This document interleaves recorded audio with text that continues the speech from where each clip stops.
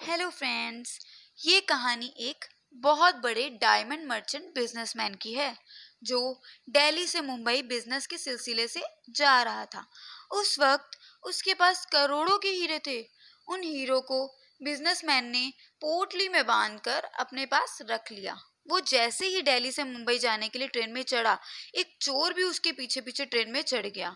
कहीं ना कहीं चोर को सोर्सेस से पता चल गया था कि उस बिजनेसमैन के पास करोड़ों के हीरे हैं।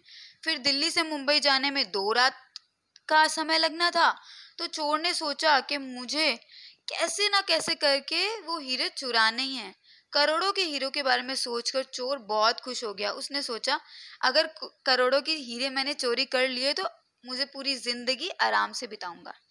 उधर चोर की हरकतों को देखकर बिजनेसमैन पहले से ही अलर्ट हो गया और चोर को तो रात में ही चोरी करनी थी, इसलिए वो जल्दी सो गया।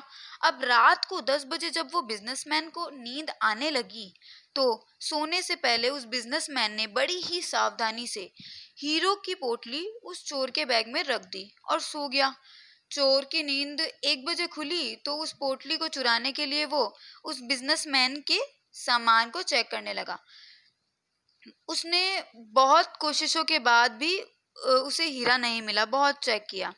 फिर फिर 5 बज गई थी तो वो बहुत थक गया था। चोर फिर सो गया फिर से। फिर चोर ने सोचा, अब मैं बहुत थक गया हूँ, सो जाता हूँ।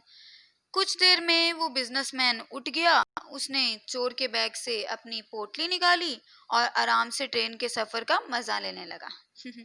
उधर बाद में वो चोर उठने के बाद यही सोचता रहा कि आखिर वो पोटली गई तो गई कहाँ, उन्होंने हीरो की पोटली कहाँ छुपा के रखी है। जब वो ट्रेन में चढ़ा था तब तो वो पोटली उन्हीं के पास थी, तब कहाँ गायब हो गई। फिर उस चोर ने सोचा कि कोई बात नहीं, एक रात का समय और है, कोशिश करूंगा कल मैं।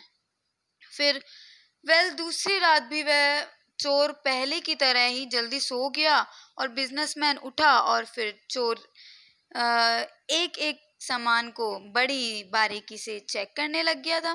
फिर काफी कोशिश करने के बाद उसे हीरे की पोटली नहीं मिली।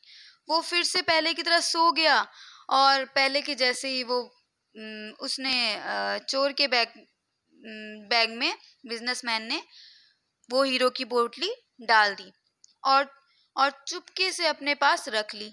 फिर कुछ देर बाद में चोर भी उठ गया, लेकिन अब चोर बहुत परेशान था कि आखिर वो हीरो की पोटली उन्होंने रखी तो कहाँ रखी। फिर कुछ देर बाद स्टेशन आ गया और वो चोर भी बिजनेसमैन के पीछे पीछे उतर गया।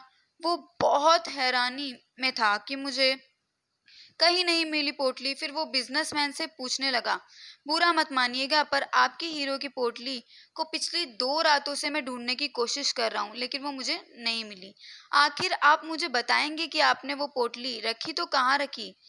बिजनेसमैन हंसा और बोला, अरे बेवकूफ, मैंने वो हीरो की पोटली तेरे ही बैग में छुपाई थी। जिस समय तू खोज रहा था उन्हें असल में तेरे ही पास थी। जिस समय तू अपने आप को कंगाल समझ रहा था, चोर समझ रहा था, लेकिन उस समय तू करोड़पति था, करोड़पति। उस बिजनेसमैन की बात सुनकर वो चोर हैरान रह गया। Well, moral of the story is, हम सब भी तो उस चोर की तरह ही हैं। तो हम भी खुशियां, हैप्पीनेस चाहते हैं, लेकिन उसे अपने अंदर ना देखकर उसे बाहर खोजते हैं, खोजते रहते हैं बाहर, कभी किसी चीज में, कभी किसी इंसान में। ऐसे ही हम ढेर सारी खुशियां खोजते रहते हैं। असली खुशी हमें खुद से ही मिलती है और फिर कभी मिलती है तो टिक नहीं पाती, बल्कि हम इस बात से अनजान हैं कि असली खुशी कहीं बाहर से नहीं, अपने अंदर ही मिलती है। तो सभी के सभी खुशियों का सिर्फ एक ही सोर्स, इंसान खुद। सो कहने का मतलब, ये खुशियाँ अपने आप में ढूंढिए और खुद से प्यार कीजिए, तभी आप बाकियों से प्यार कर सकेंगे। अगर आपको मेरी स्टोरी अच्छी लगी तो मेरी इस स्टोरी को लाइक कीजिए, इसे शेयर कीजिए और इस चैनल को सब्सक्राइब कीजिए। मैं